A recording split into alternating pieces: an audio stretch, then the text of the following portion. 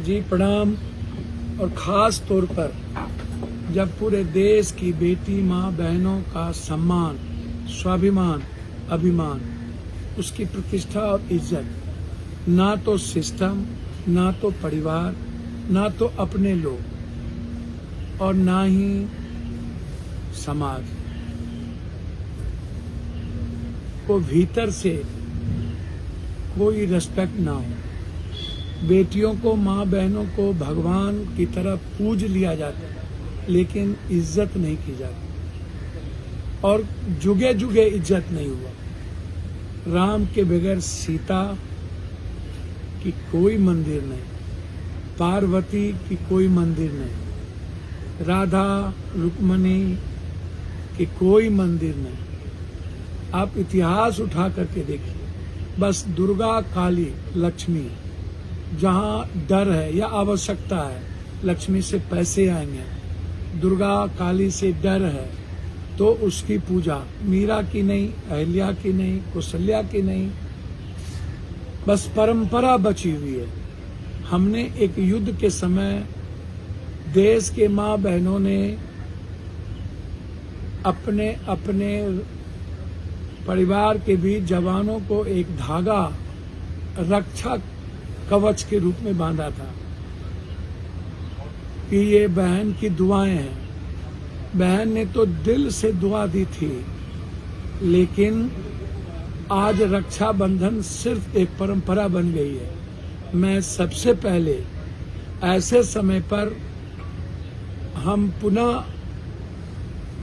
एक मजबूत संकल्प के साथ कि हमारा समर्पण और हम सब की प्रतिष्ठा को जो प्रतिष्ठित करने वाला समाज है, वो है बेटी, वो है माँ, वो है बहनें। हृदय से ऐसे समय में जो बिल्कुल करुणा और ममता से भरा हुआ एक साफ दिल से अपने भाइयों के प्रति उनकी संवेदना है। इस अवसर पर ढेर सारी शुभकामनाएं बिहार के हर माँ बहनों को और हर भाइयों को कि आप निश्चित रूप से रिश्ते को समझिए। रिश्ता एक इमोशनल होता है, टचिंग होता है। रिश्ते अहंकार में नहीं चलते।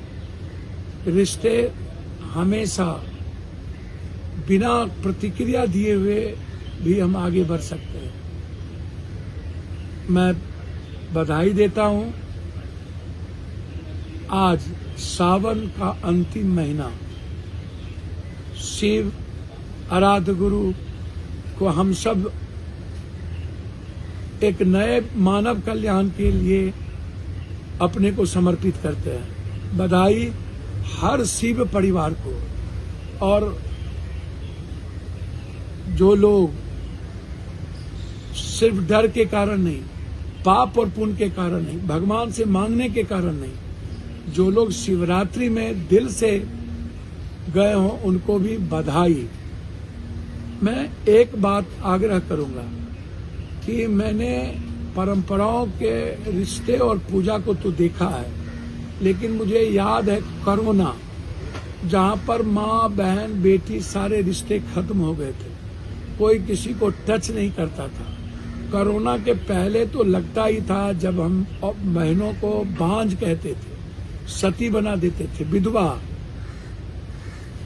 हमेशा महिलाओं का एक्सप्लॉयटेशन हुआ, पुरुष को कभी भी बांझ, विधवा, सती नहीं बनाया गया। और आज भी शारीरिक, सामाजिक, आर्थिक रूप से शोषण बेटी, महिलाएं की ही होती है। ऐसे समय में जब कोरोना के बीच आए थे तो मुझे लगा कि इस दुनिया में कोई रिश्ता नहीं है, इंसानियत नहीं है, कोई इमोशंस नहीं है। बस हम लोग जी रहे हैं दकियानसीब विचारों के कारण कि हमें शादी करनी है, हमें रिश्ते निभाने हैं, समाज चलाने हैं, परिवार बढ़ाने हैं, इसीलिए करना है। ऐसा नहीं है। एक दूसरे के रेस्पेक्ट के लिए होता है, चाहे पत्नी के तरफ से हो, चाहे पति के तरफ से हो, चाहे बहन के, चाहे भाई, चाहे माँ, चाहे पिता। इसीलिए जब रक्षाबंधन की बात आती है तो कोरोना मुझे परेशान कर देता है कि रिश्ते नहीं है इस दुनिया में। माँ कोख में रखती है 9 महीना, पिता, लेकिन पत्नी आने के बाद पत्नी की प्राथमिकता पहले होती है। परंपराओं के मुताबिक माँ 90% रिश्ते कमजोर हो जाते हैं। माँ को 2 साल देने के लिए भी पत्नी से पूछना होता है रिश्ता कैसा है। आप अंदाजा कीजिए, जो खून का नहीं हो, पंजाब से, दिल्ली से, बाहर से हम बम्बई से, अलग गांव से, जिसको हम जानते नहीं हैं, वो हमारे लिए अंतरंग रिश्ते हो जाते हैं, क्योंकि ये इमोशनल टच है, ये रिश्ता है और उस रिश्ते की इज्जत ज्यादा हो जाती है। लेकिन जो 9 महीना कोख में माँ रखती है, उन्हें कभी वृद्ध आश्रम में तो कभी सड़कों पर या कभी 2 वक्त की रोटी दे करके और एक घर में बूढ़े माँ बाप को रख देते हैं, उसकी खुशियों का ख्याल नहीं करते हैं। तो परंपराओं का ये कोई भी बंधन, कोई भी पर्व आप निभा तो लेते हैं, लेकिन रिश्ते को महसूस नहीं करते हैं। जैसे लगातार भ्रूण हत्या, दहेज में जो आप बेटी को जलाते हैं, वो भी किसी की बहन है ना। आप अपनी बहन से आज राखी बनवा रहे हैं, लेकिन भ्रूण हत्या जब अपनी बेटी को, तो कौन सी रिश्ता है। भ्रूण हत्या जब तक नहीं रुकेगा और जब तक किसी भी कीमत पर आप दहेज में बेटियों को जलाना बंद नहीं करेंगे और दहेज लेना बंद नहीं करेंगे, और बेटियों को एक दोस्त होना अलग बात है, एक अच्छे रिश्ते होना अलग बात है, लेकिन गिद्ध दृष्टि यदि शारीरिक शोषण का है, सिर्फ सेक्सुअल शोषण ही रिश्ते हैं, तो वो बिल्कुल गलत है। मेरा आग्रह है, एक अच्छा दोस्त हो सकता है, बहन, भाई, बेटी, कोई भी, पत्नी, माँ, लेकिन जो हालात हैं सोशल मीडिया के चलते, इंस्टाग्राम के चलते, ड्रग्स के चलते और सामाजिक अवेयरनेस नहीं होने के चलते, जो आज लगातार बलात्कार की घटना, फांसी पर बातचीत नहीं होती है, कोई भी 3-3, 4-4 सालों तक कोई न्याय नहीं मिलता है। तेजाब की घटना, बीवी को मारना, डराना, बीवी पर शोषण करना, बहनों के जमीन के हिस्से में, आज यदि कोई बहन अपनी जमीन में थोड़ी सी हिस्से मत मांगे, दे दीजिए, मांग ले तो रिश्ते नहीं बचेंगे, रक्षाबंधन नहीं होगा, राखी नहीं बांधे जाएंगे। इसलिए रिश्ता ना देने की होती है, लेने की नहीं होती है।